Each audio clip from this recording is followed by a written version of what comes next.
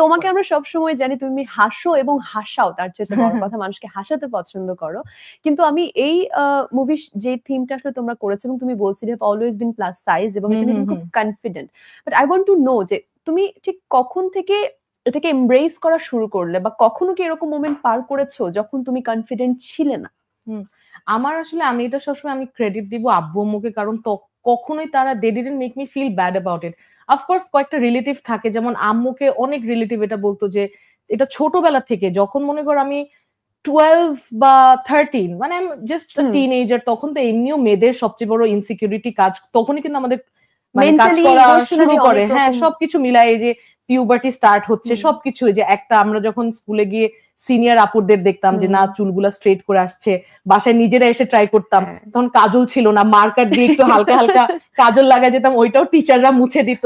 সবকিছু মিলাই ওই বয়সে দেখতাম যে আব্বু আম্মু আমাকে কিছু না বললেও রিলেটিভরা এসে আম্মুকে বলতেছে যে ওকে মাঠে হাঁটাও না কেন, ওকে মানে ওয়েট লুজ করাও না কেন, পরে সে ওয়েট লুজ করতে পারবে না, এটা না সেটা না। আর এগুলো কিন্তু এমন না যে তারা লুকায় লুকায় বলতো, যে আমার মানে আমাকে শোনাই বলতো। আর এই জিনিসটা কি যে for a young girl to hear things like that, এটা তো নিশ্চয়ই আমি এখন এই বয়সের জন্য না, এখনো কিন্তু কারোর সাথে দেখা হইলে যে অনেকদিন পর দেখা হচ্ছে, ফার্স্ট থিং বলবে যে কারিনা কেমন আছো, তুমি অনেক মোটা হয়ে গেছো।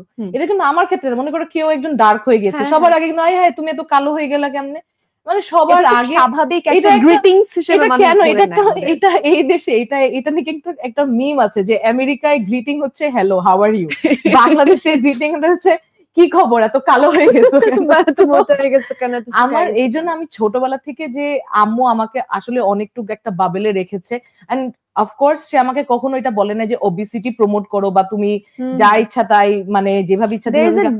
হ্যাঁ হ্যাঁ, দেয়ার ইজ আ ডিফারেন্স যে তুমি একজনকে পজিটিভ বা কনফিডেন্স কিভাবে দিচ্ছ। এন্ড অফকোর্স যে এইখানে আমরা এটাও প্রমোট করি না that you are healthy in all sizes, but আমরা বলছি যে এমব্রেস ইট, কারণ আসলে অনেকজন দেখা যায় যে মেবি সে আমার চেয়ে ওয়েট ওয়াইজ ঠিক আছে বাট হেলথ ওয়াইজ সে নাও ঠিক থাকতে পারে, অথবা দেখা যায় আমার চেয়ে কেউ অনেক বেশি ওভারওয়েট কিন্তু সে দেখা যাচ্ছে প্রতিদিনই সে ওয়ার্কআউট করছে, সে হেলদি থাকার ট্রাই করছে। আমরা আসলে কার জার্নি কিরকম এটা কিন্তু জানি না, তার ভিতরেও হেলথ কিরকম, just because you look perfect doesn't mean you are perfect from inside. তো ছোটবেলার থেকে কিন্তু আমাকে কখনোই মানে আম্মু একদম বলতো তুমি সবচেয়ে সুন্দর, তোমার ফিচার সবচেয়ে সুন্দর, you are born to be a star, এত অ্যাফার্মেশন দিলে একটা মেয়ের কনফিডেন্স বলে আমি তো আসমান ছোঁয়া আমার কনফিডেন্স, যে হ্যাঁ আমি whenever I walk into a room till this date আমার মনে হয় যে I can hold my ground, I am the best। মানে ছোটবেলা থেকে আসলে ওই কনফিডেন্সটা দিয়ে আমাকে প্যারেন্টিংটা আসলে সেভাবে পেয়েছো, সো কনফিডেন্সটা তোমার ভিতরে সেভাবেই ঢুকে গেছে। This is a blessing actually. না আই এম ভেরি ব্লেসড।